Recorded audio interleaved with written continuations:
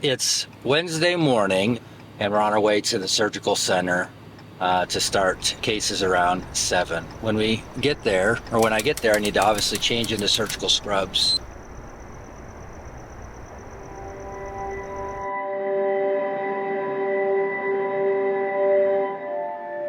I need to head to pre-op, see my first patient, visit with the family.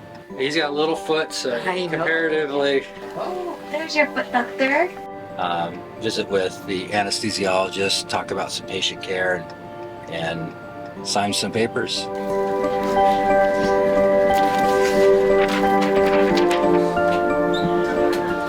So, today will be exciting.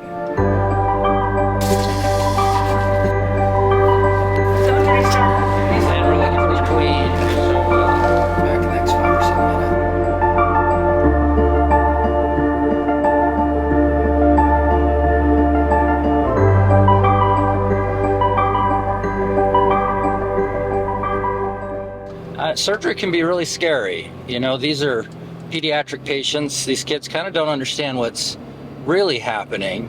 A lot of them are really just more nervous about the anesthesia standpoint, not necessarily the surgery. The purpose there, though, of meeting with them is just to discuss what's going to happen, kind of what to expect as we go back, and, you know, post-operative care when they come out of surgery. A lot of these kids are in casts, and just kind of discussing how do they walk, how do they get around.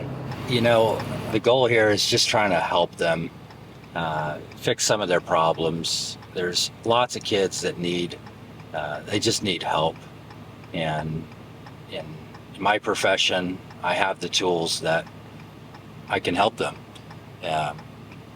The surgical lineup today, some of it's some basic, fairly easy stuff, some of it's complicated. Parents' anxiety can sometimes be pretty high on surgical day. We find that humor sometimes can ease those anxieties. A smile, confidence. These are routine procedures for me, and the parents, to them, it's their first time having surgery made for their child. And, obviously for me, on my end, it can be routine, and the staff, it can be routine. And we acknowledge that, and we just have to be aware of it. But we often just use humor to try to bring those anxiety levels down. I hear you are quite the articulate little girl. Is that true? Yes. Yeah. Remember what color you had last time? Purple, green, or black? I had purple. Purple? Do you want purple again? Yeah. So about 8 years ago, I made a career change to stop seeing adults and to only see kids.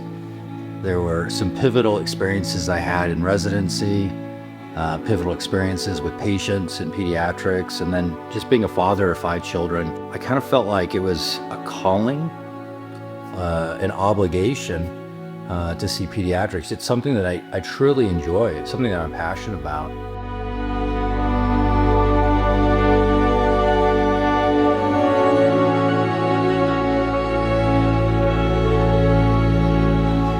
So we got 6 cases here. So on the lineup today, the first case is just going to be a lateral ligament repair. The next case is a toe walker. This is Achilles tendon lengthening procedure on a 13-year-old. Next case to follow is a 10-year-old that is also a toe walker, and we're doing Achilles tendon lengthening. My next case is an actual 7-year-old with a tarsal tunnel nerve compression. And those are actually very difficult to kind of discover in pediatrics. Next kid he's a 17-year-old, but this is a special needs child that has a really severe a foot infection. Typically, sometimes we can do those in the office, but because he's special needs, we have to bring him to a facility like this. And my last case is a 12-year-old. And she has an extra bone in her foot, and we're going to be doing it's called a Kidner procedure. And this is just to remove the extra bone and reattach the tendon.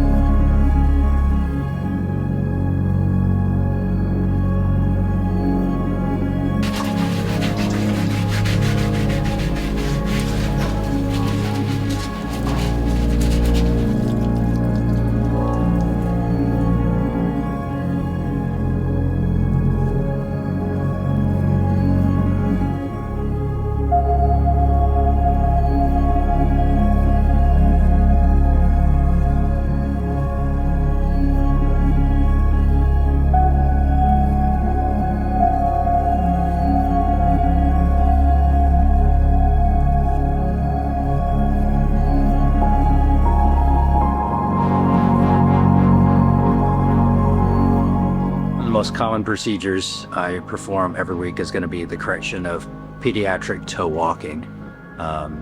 This one I'm actually really passionate about because this condition is significantly misunderstood. It's severely undertreated, and there is no other procedure that I know of in my career where you can take a child, again, who's had this like disability almost their entire life, and in 45 minutes change, you know, the course of their life forever. I think too, from a parent standpoint, is sometimes they're told that it can't be fixed, and so they think in their mind it just can't be fixed, and then they'll hear someone like me saying, "Oh, it can be fixed," and they don't believe it. You know, because all the doctor said my child would outgrow it, or it wouldn't go away, or there's nothing to be done. And again, in some neurological conditions that is true, but again, we're going to say 95% of toe walkers, it's not neurological, it's structural. Now I say this one is kind of stuck, whereas this one's not stuck. I can push more and get more out of this, but having released that stops the toe walking. So he has what's called an accessory soleus. So this is really significant. Okay, the tendon went straight across the back. Now as I separate these, bifurcate it, you can see there's a whole nother tendon all the way that basically creates a septum that comes all the way down and then joins into the Achilles tendon. The significance of this is that this can never be corrected conservatively. There's nothing you could ever do to have corrected this child's toe walking in a conservative manner, because I've cut the Achilles completely and he's still locked out. But the moment I go and release this septum, this accessory soleus right here, this big tendon, it'll solve his issue completely. And we'll see this right now. Just go ahead and pull that out. Just to show you, this is not attached to his Achilles. It's not his Achilles. This is his Achilles. This is another structure right in here that's come into the Achilles and attached to it. I'm attaching the Achilles. This is his Achilles. This is not his Achilles. This is a accessory muscle. It's the accessory soleus. I'm going to now release it. And we're going to see, it goes way down in there.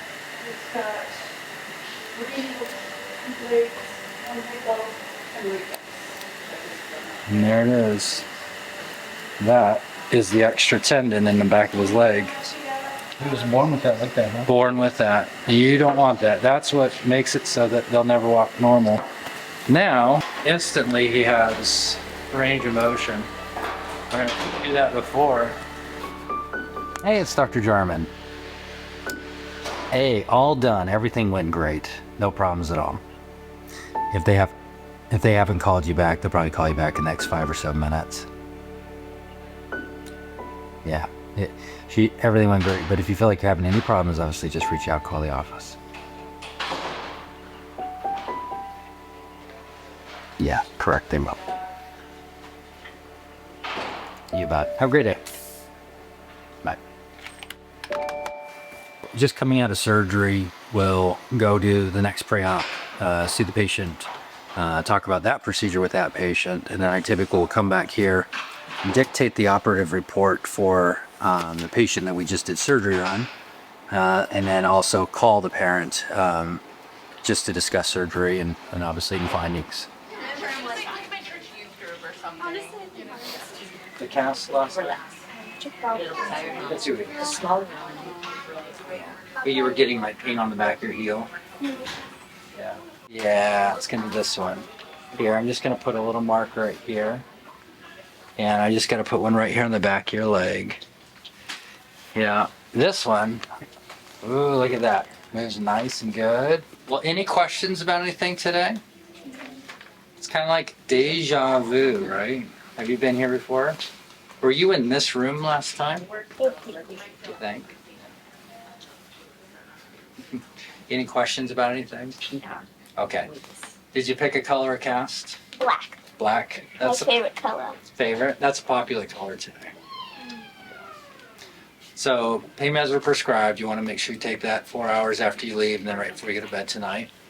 Remember, keep the cast dry, clean, and intact. I'll see you in 2 weeks. If you feel like you're having any problem, obviously call me.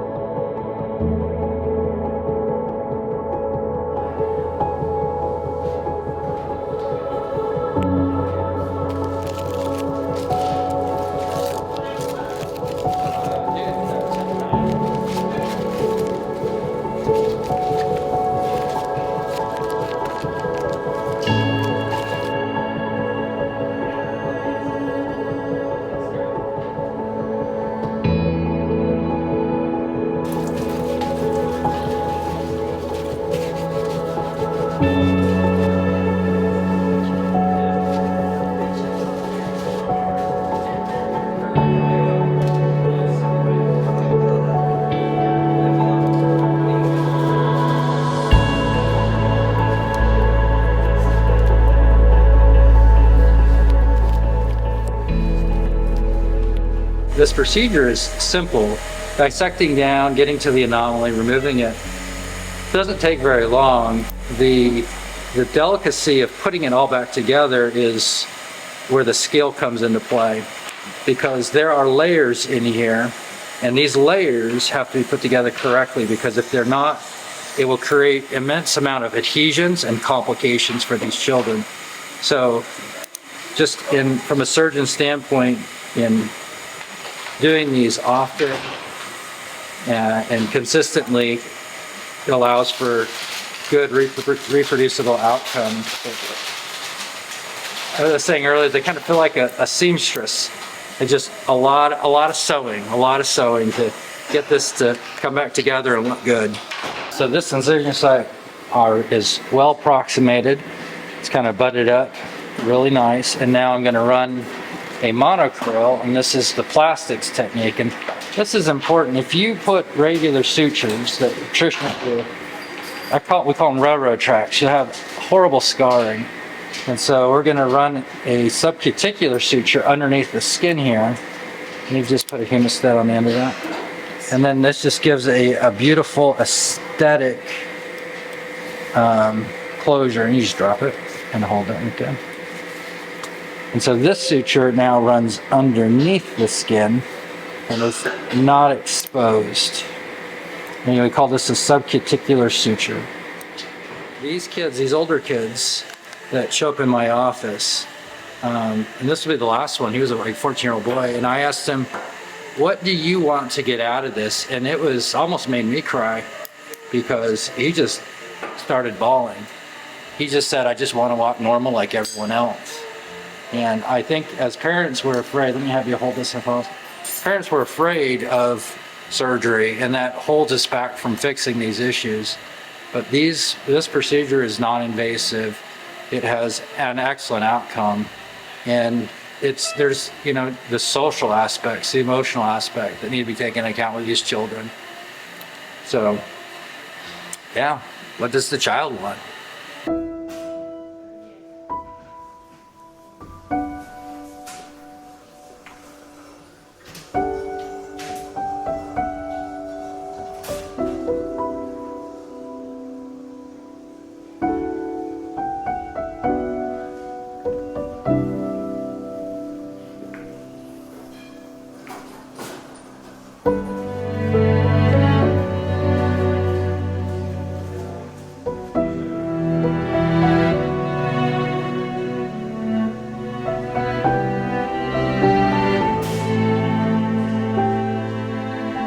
Hey, it's Dr. Jarman.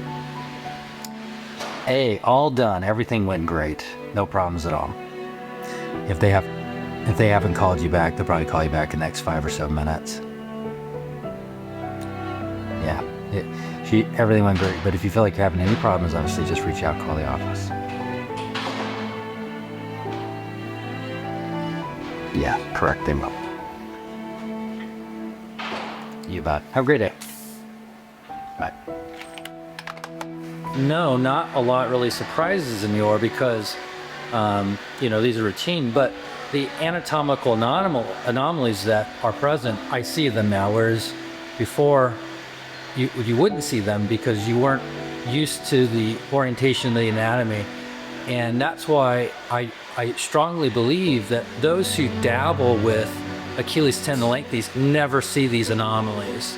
Where on my end, I see them because it's so easy for me to separate the Achilles tendon from the accessory soleus or low-lying soleus, is because I get to see so many variations in these cases every week. Where again, someone who's only dabbling with once a year or does 2 of these a year would find it difficult to pick up on these alterations. So nothing surprises you anymore? Not a whole lot surprises me anymore.